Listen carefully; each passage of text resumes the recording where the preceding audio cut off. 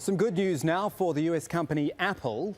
After its chief executive Steve Jobs announced he was going to be taking sick leave, things are looking a little rocky, but now a lot better. We've got the iPad here to tell you all about profit numbers. And remember, the numbers we're going to talk about are just for the last quarter of 2010, basically the 3 months that lead up to Christmas. Profits, first of all, check them out.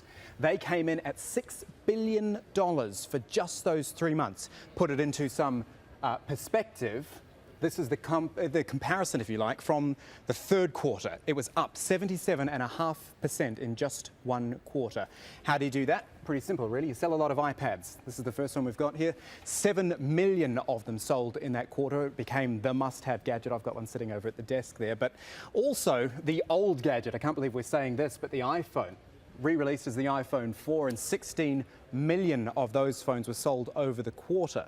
So the magic of Apple would appear to be working, but we must wonder what extent their success is thanks to their marketing machine and the man in charge as well, Steve Jobs. Let's talk to Elin Twigge. She is from the political lobbying and media relations company, live in London, through an iPad as well. You probably can't see this in our video wall. Your face is coming up through an iPad here, which says it all, actually. It's become ubiquitous almost, these gadgets. Apple has gone past making a machine, and they've made it a lifestyle choice, I guess.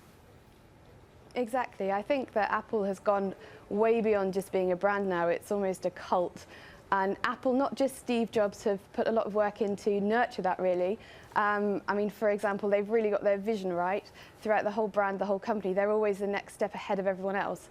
I mean, we only have to look now at the next wave of Android phones and tablet computers to see that everyone else is really still chasing their tail. They're still, far, far ahead of everybody else.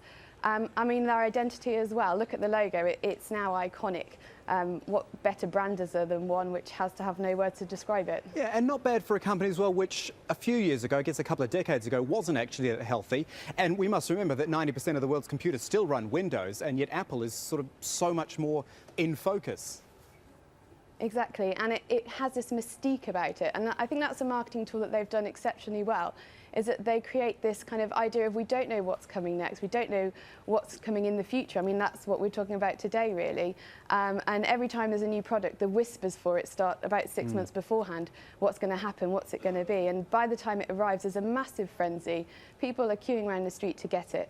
I think a really interesting example is with the iPad, is that millions of people have gone out to buy it, and actually only afterwards have some people realised the limitations of it, for example, the flash player aspect of it. But that's because we all want to be a part of that brand, and we all want to be part of that cult. Yeah, but isn't that audience that you talk about, the ones who queue outside the stores, isn't that just mugs like me who will wait for the new thing and always want the latest gadget because we are sort of committed to the brand? I mean, do they have a market past those hardcore Apple and Mac fans?